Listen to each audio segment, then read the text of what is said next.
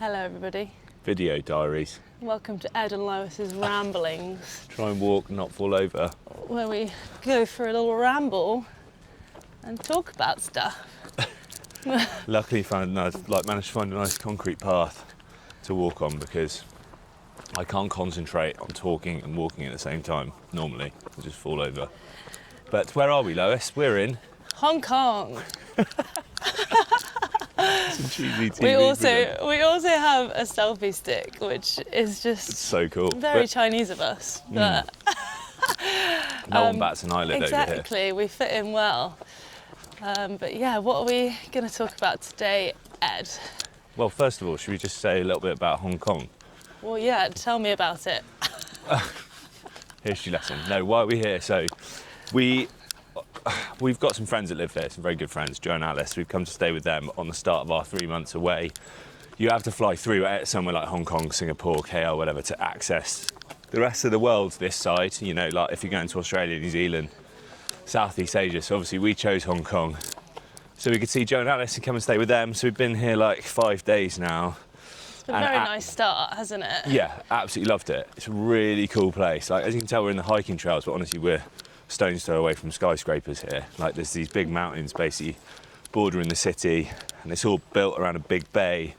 The reason Hong Kong is where it is because it's a big natural deep harbour. So the British kind of established it back during the time of the East India Company 200 or 300 years ago to trade with the Chinese, and that's why it was under like Hong Kong was its own separate country away from China, even though we're basically in the middle of China here on the coast, and it is Chinese Hong Kong now, and will be fully embraced and adopted by the Chinese in like 20 years time now, I think the ruling is. But there's still like a British Western influence here because of all that history.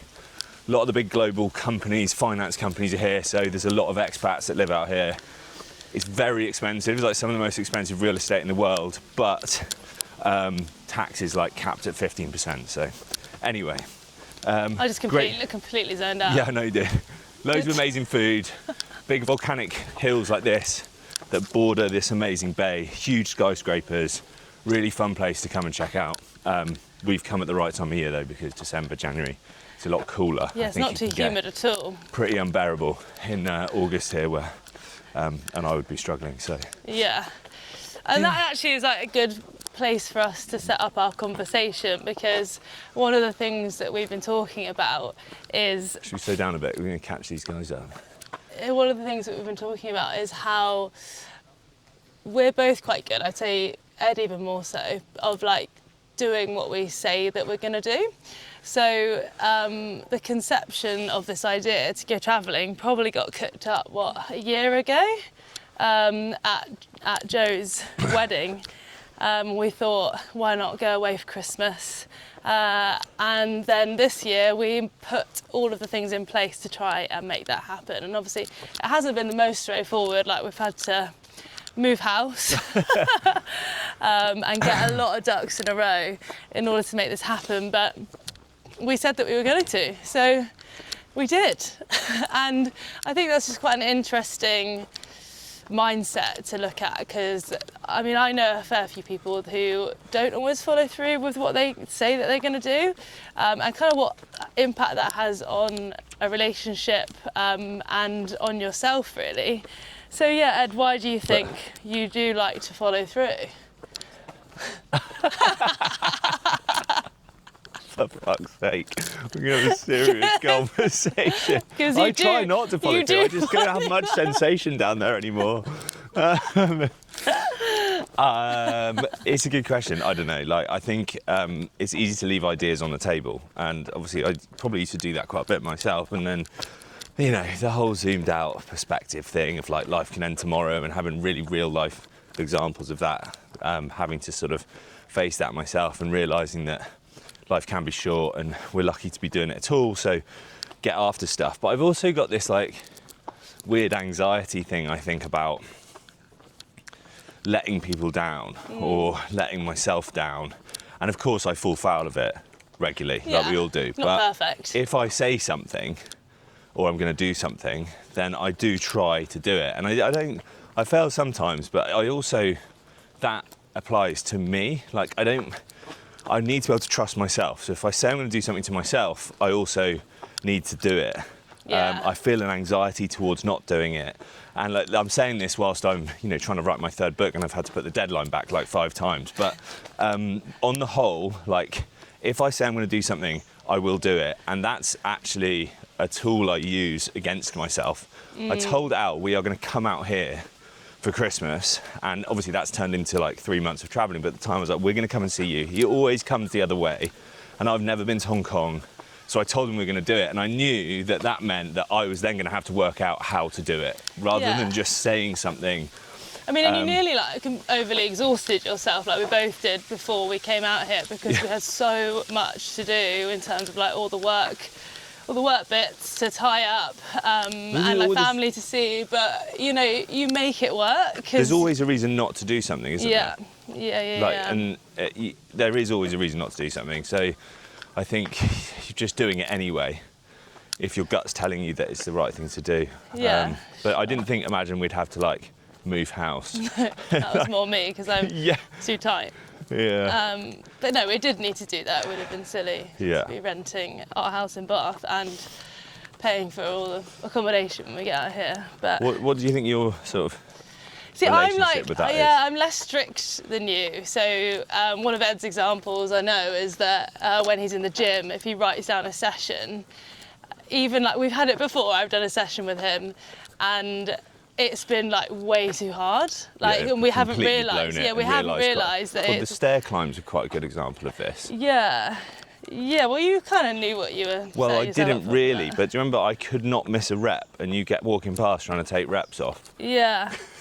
Yeah, but like, and exactly that, and then in the gym as well, like you'll have to finish that session, whereas I could quite easily, if I'm in the gym, just be like, if there's 10 reps, I'd do 8 if I'm a bit knackered. Yeah. So I'm less strict with that, but I do like, I think when it comes to other people, I don't like letting other people down either. Yeah. You definitely have that as quite a strong trait as well, because like, for example, work's a good example of this. Yeah. Like with M2M, you get anxiety around if there's a time when you're not able to work on Monday or Tuesday or something because of other commitments, and you might have just come back from like, I had it recently, you just came back from Nepal where you took a group out of 19 people with M2M, so you're out there working in inverted commas for 10 days, and you came back and it was like Monday and you were like, I need to do I've got anxiety because I haven't done the M2M work yet. I know. But you weren't even due to work.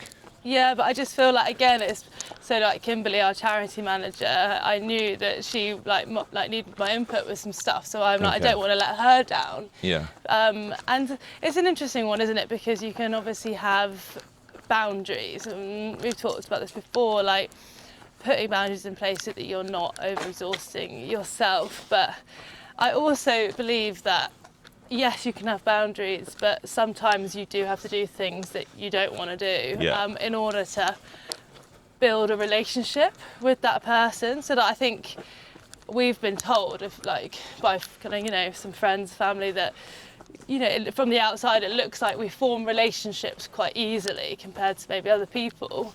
And I wonder whether that's kind of a little bit why, because we do show up for our friends and our family. Yeah. And then I do believe that that's a way to build trust, isn't it?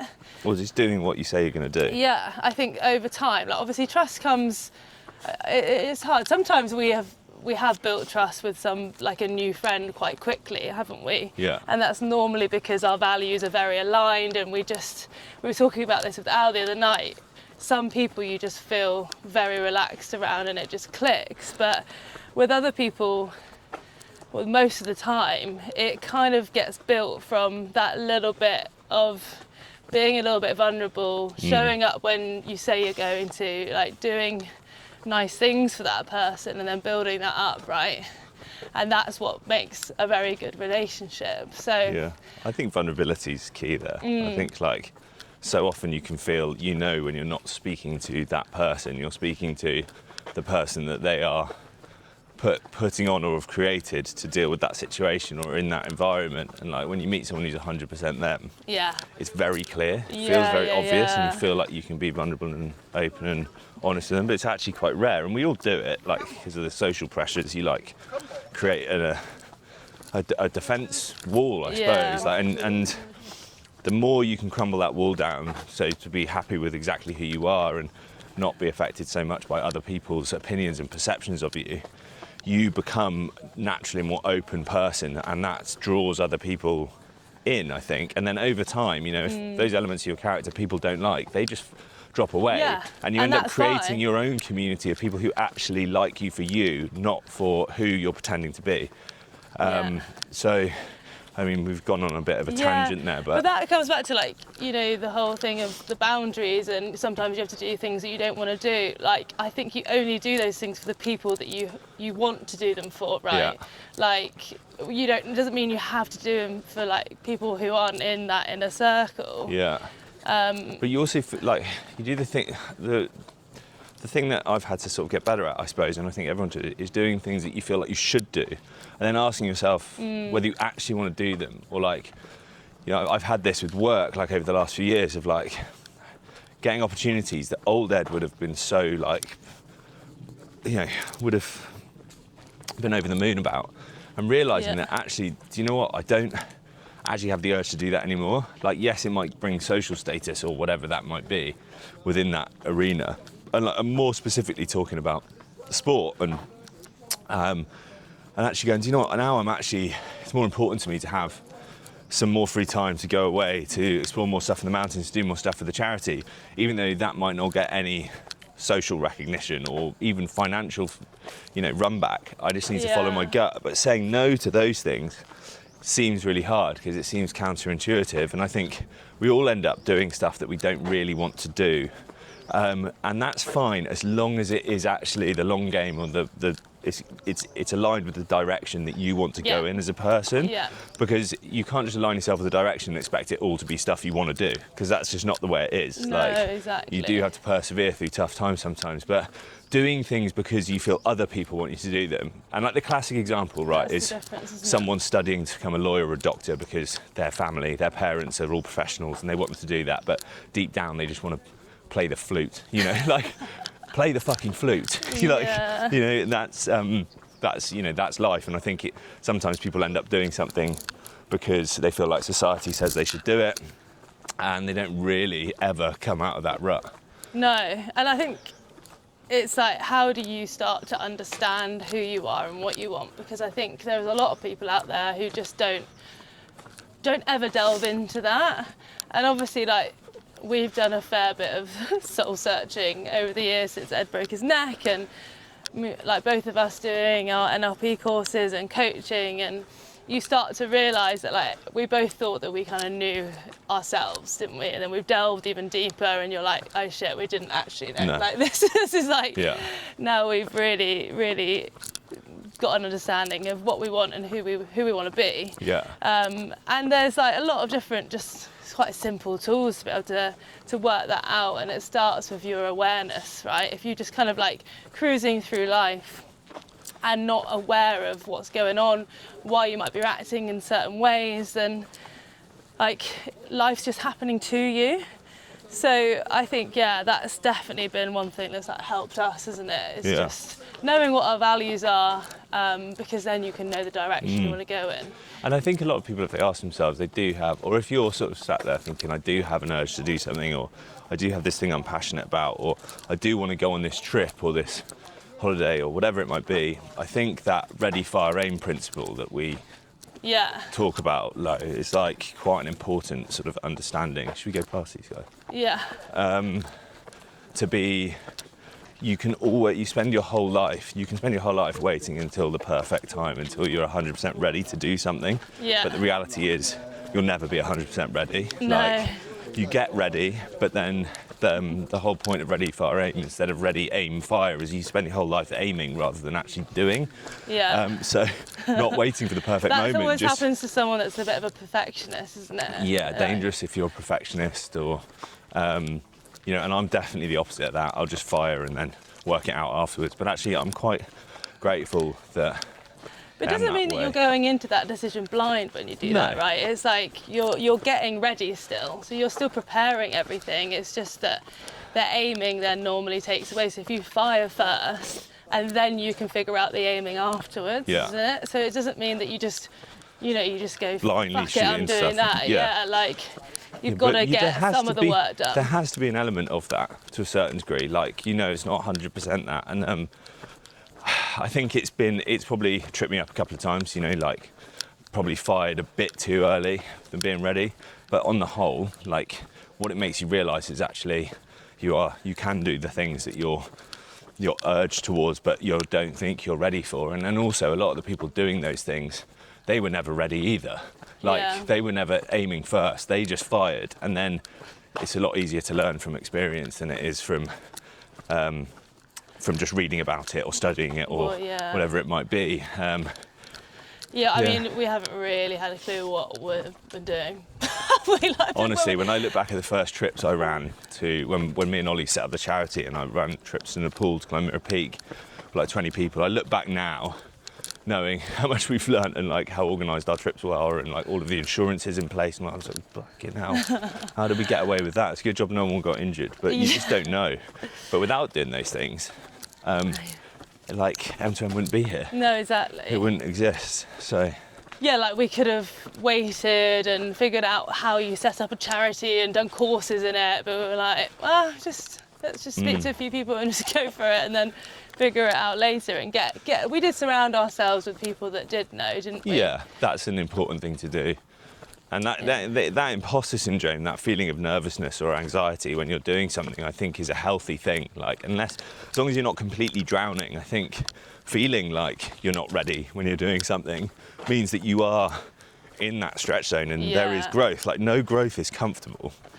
Yeah.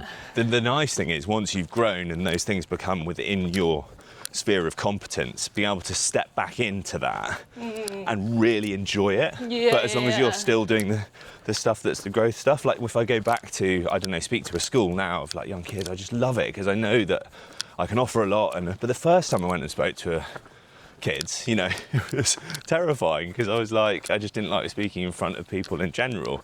But now I'm still doing stuff. Like later today, I'm going to speak at CVC's massive company in Hong Kong, and there's going to be a lot of very high-powered senior leaders there and stuff, and I've done it quite a bit now, so there is an element of comfortability, but I'm still a bit nervous. You're still like, but I like that. If I didn't feel nervous, I'd be a bit concerned, and that comes from sport as well, right? That pre-match nerves are an important thing to feel. If you don't feel nervous, then it's not important to you. Yeah, and it's important to say there's like, obviously you can push yourself too far and go into overwhelm. Yeah. And then that can be quite dangerous because if you go into overwhelm and then do it and it doesn't go well, it can then like push you back even further. So you've got to kind of like, going back to the ready, fire, aim, like make sure you are ready, you understand if that's a good opportunity or if it is maybe a bit too much. I mean, I reckon you're a bit of a disbeliever of that. You just do it anyway. But for some people, I do think you've got to get yourself to a certain point, haven't you? Otherwise, it can turn into like too much anxiety. But I also think that like you should use that's a fear of failure thing, and I think like you can use that as an important tool to. So a lot of the challenges, for example, when we said we were going to do the Matterhorn, there was no way at that time I could have done the Matterhorn, but I knew it would motivate me to put the work in to get to a point where it was possible. Whether I actually got to that point where it was possible in time for us to climb the Matterhorn, we'd have to wait and see. Yeah. Luckily, it was right on the edge, like just got there basically, technically, fitness and stuff.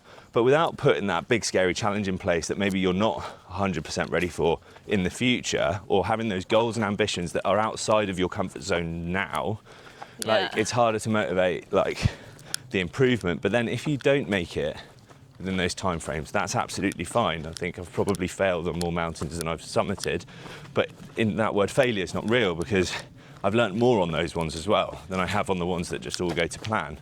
Yeah. So that's kind of what life's like. If you're not doing things that are testing you and outside of your comfort zone, and that you're actually not succeeding all the time, but you're still learning and growing, then staying within your bubble, your sphere of competence, your whole life, is fine, but I just don't think it's as rewarding in general. No. And this isn't just about chasing constant progress and goals. Like, I'm not about that at all.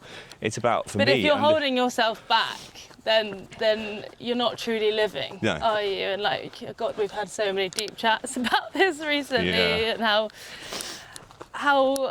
oh God, I mean, it's hard to even explain on here, but like how kind of insignificant we are in terms of like the time on this earth is Yeah. so fleeting, and we are so lucky to even be here, all of the things that had to add up in life to Yeah. make us be conceived. So like, we need to just enjoy it, and for me, like, when you're pushing yourself, you get a good feeling of enjoying As long as yourself, you're don't pushing you? yourself in line with something that's important Yeah. to you, like not just pushing yourself for the sake of it or chasing the next paycheck or the next promotion, like that's fine as long as you understand why you're doing that, what the purpose is, like the values in place, and it's a massive topic, isn't it? Like, Yeah. But anyway, going back to doing what you say you're going to do, the kind of zoomed out message here, I suppose, is like you need to be able to trust yourself. So if you tell yourself you're going to do something, you've got to follow through, because it makes the next time Yeah. easier and more instinctual for that to happen. Don't set yourself completely unrealistic, targets and doing things that you don't really want to be doing in the Yeah. first place, or like, Other don't people. stretch it too far, but at the same time, make it a bit ambitious, and then stick to it. And a good one for me is actually telling other people you're going to do it.